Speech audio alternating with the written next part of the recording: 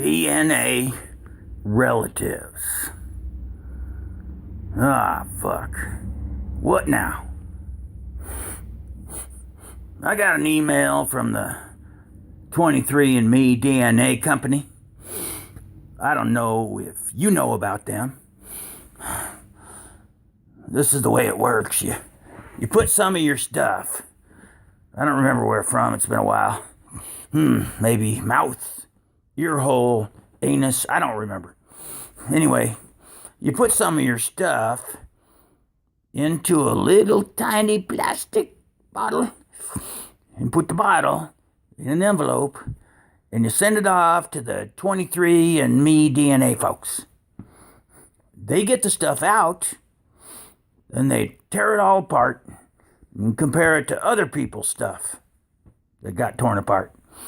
Then, for the next 2 or 3 reproductive cycles of your life, they send you emails telling you about all the relatives you have that you didn't know you have. Sometimes it's kind of a surprise. For example, I found out I have a father. That came as quite a shock. I'd never seen him. Mom never told me about him. I just figured I was lucky.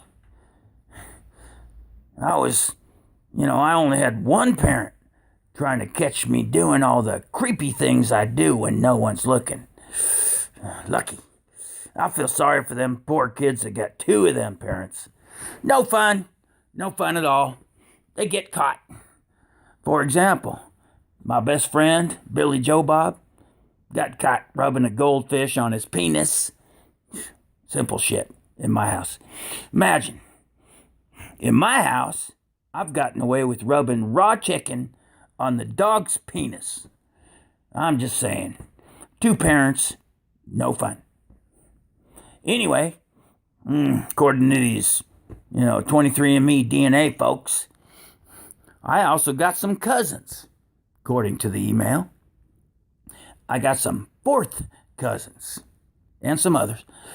And 4th, which means that someone who fucked somebody else several generations ago had some offspring, that had some offspring, that had some more offspring who continued the fucking tradition, which resulted in me and someone else.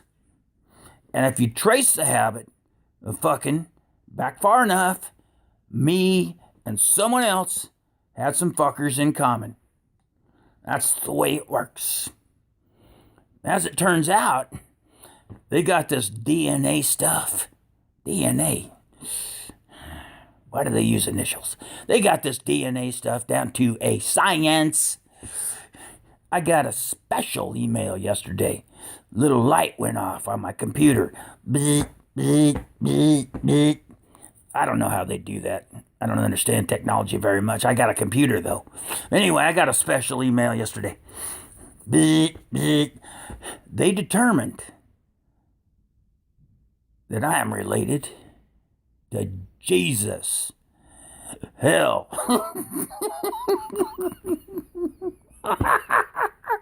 I'm not even religious.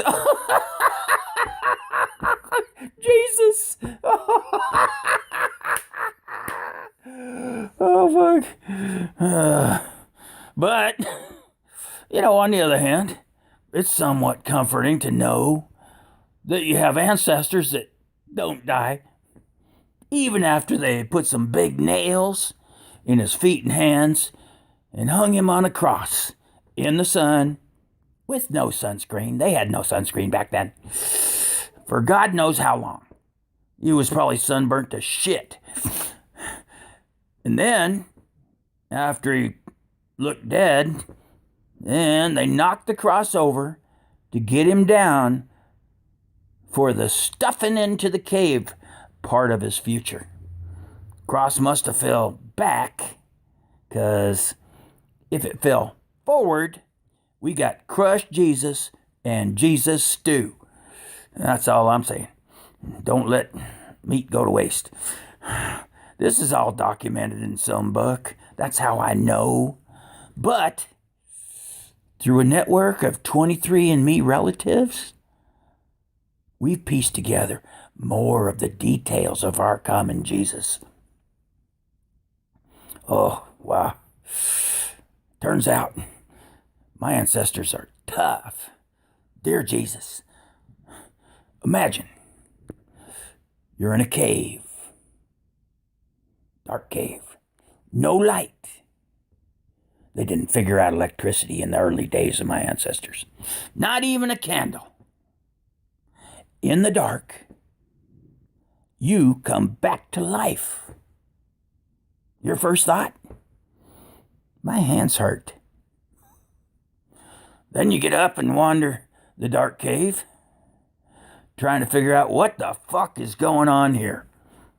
Then you realize my feet hurt too.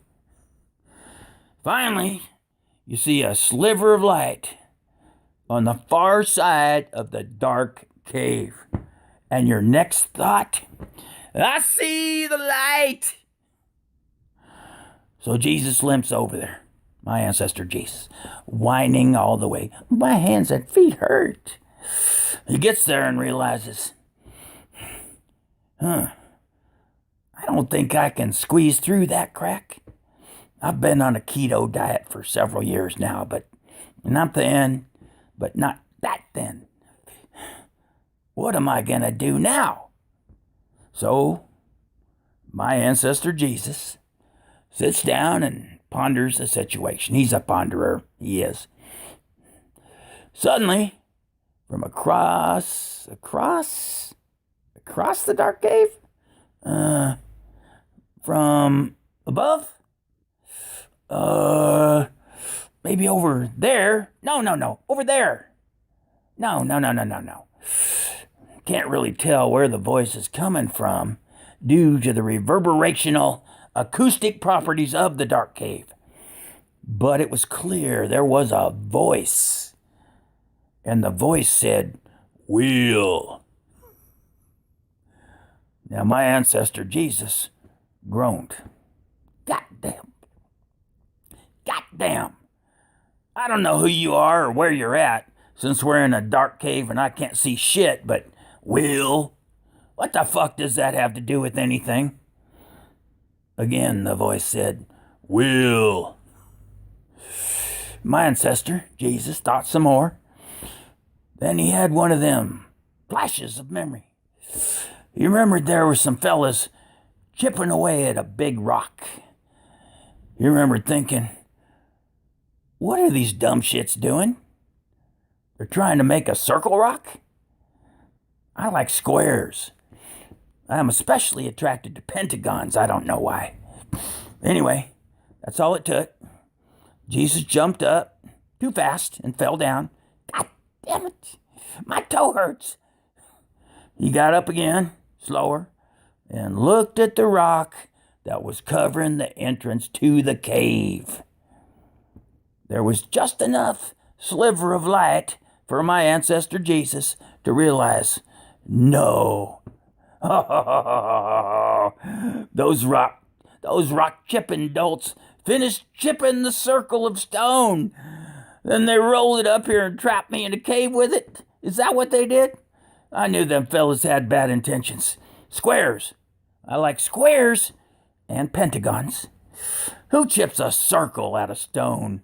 Then, given that my ancestor Jesus realized that the cave door was just a large stone circle carved by psychopaths, he realized he could escape. With a lot of Jesus grunting and huffing, he rolled that circle off to one side and came out into the sun. His first thought, holy shit, no wonder my hands and feet hurt. Anyone got some Band-Aids? There's more to the story. But these are the kind of things you can learn if you get your DNA torn apart and compared to other people that get their DNA torn apart and compared. Oh, baby, what a wonderful world.